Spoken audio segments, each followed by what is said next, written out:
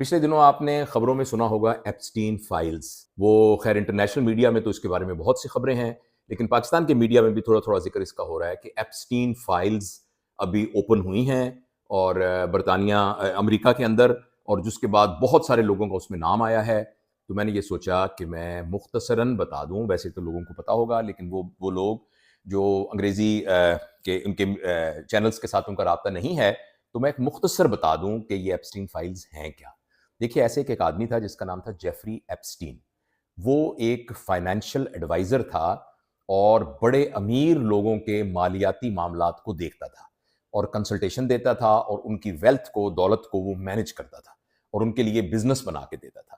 اس طرح اس نے دنیا کے امیر ترین لوگوں کے ساتھ اپنے تعلقات بنا لیے، اور وہ اتنا امیر بن گیا کہ اس کا ایک اپنا پرائیویٹ جیٹس تھے اس کے، اور اس کا ایک اپنا جزیرہ تھا جس میں وہ اپنا پرائیویٹ آئی لینڈ تھا جس میں وہ رہتا تھا. اور بہت سارے لوگ، ظاہر ہے جو آدمی اتنی زیادہ انفلوئنس کا ہو، جس کے پاس اتنے زیادہ پیسے ہوں، جو اس طرح کا کنسلٹنٹ ہو، تو سارے امیر لوگ اس کی طرف متوجہ ہوتے ہیں. تو وہ بہت سے امیر لوگ جو ہیں وہ اس کی طرف متوجہ ہوئے، اور پھر ایسے سب لوگ جو ہیں وہ کچھ چیریٹی کا کام بھی کرتے ہیں، ان کی NGOs وغیرہ بھی ہوتی ہیں.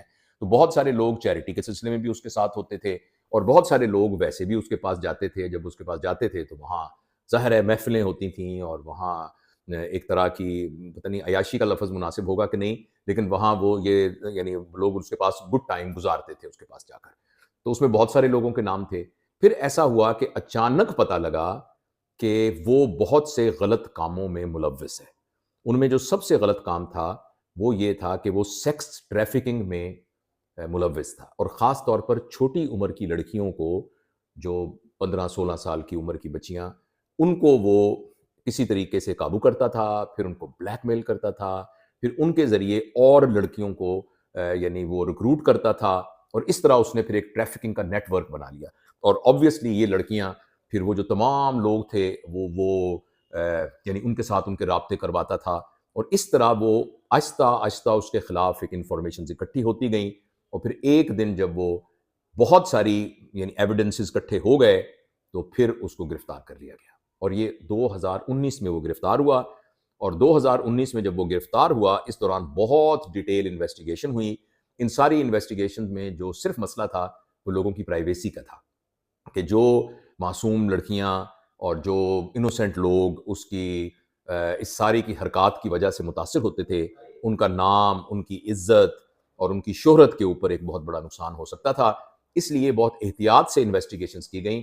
اسی دوران جب وہ جیل میں تھا 2019 میں ہی ایک دن وہ اپنے سیل میں مردہ پایا گیا، اور یہ پتہ لگا کہ اس نے خودکشی کر لی. بعد میں انویسٹیگیشن ہوئی تو پتہ لگا کہ وہ خودکشی، یہی ایویڈنس ثابت ہوا کہ اس نے خودکشی کر لی. اچھا، اب جو اس سے متعلق جتنی بھی انفارمیشن ہے ان کو ایپسٹین فائلز کہتے ہیں، اور وہ ایپسٹین فائل اس سے پہلے بھی ریلیز ہوئی ہیں، اور جب وہ ریلیز ہوتی ہیں تو ان کے ساتھ بہت سارے لوگوں کے نام بھی ریلیز ہوتے ہیں کہ ان لوگوں کا بھی ایپسٹین کے ساتھ تعلق تھا. لیکن یہ ویریفائی نہیں کیا جا سکتا کہ جس شخص کا اس کے ساتھ تعلق تھا کیا اس نے کوئی کسی غلط کام میں بھی ملوث تھا کہ نہیں تھا.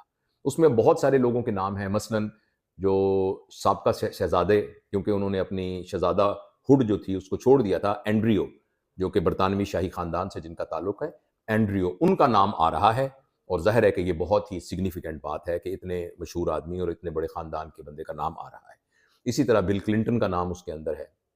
اس میں تھوڑا سا تعلق جو ہے وہ ڈونلڈ ٹرمپ کے بارے میں بھی آ رہا ہے.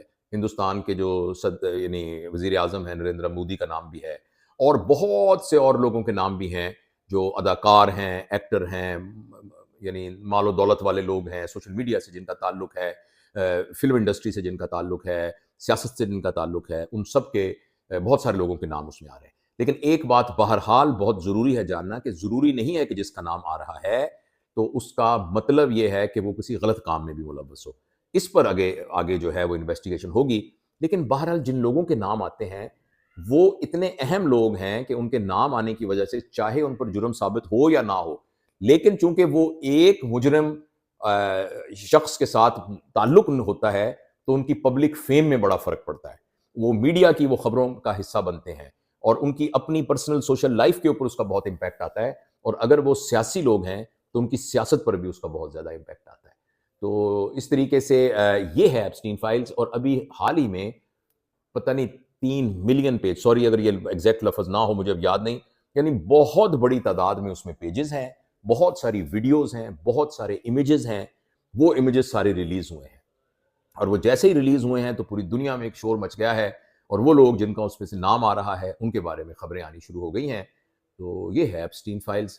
ڈونلڈ ٹرمپ نے کہا ہے کہ میری ہی حکومت میں تو اس کو گرفتار کیا گیا تھا، پچھلی دفعہ جب میری حکومت تھی اسی میں تو گرفتار کیا گیا تھا، تو میں کیسے اس کے غلط کاموں کا حصہ ہو سکتا ہوں؟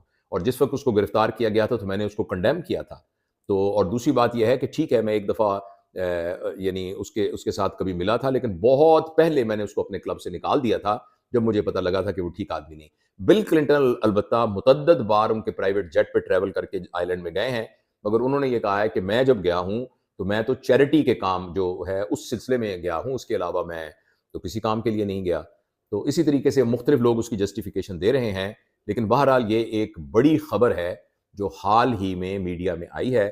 تو میں نے سوچا کہ ہمارے پاکستان میں، ہندوستان میں جو اور اردو بولنے والے جتنے علاقے ہیں وہاں جو ہمارے خاص طور پہ نوجوان ہیں، کیونکہ نوجوانوں کو پتہ ہونا چاہیے کہ دنیا میں کیا ہو رہا ہے، اور ہمارے بہت سارے نوجوان سارا دن ادھر ٹک ٹاک وغیرہ پہ ادھر ادھر ٹائم خرچ کرتے ہیں.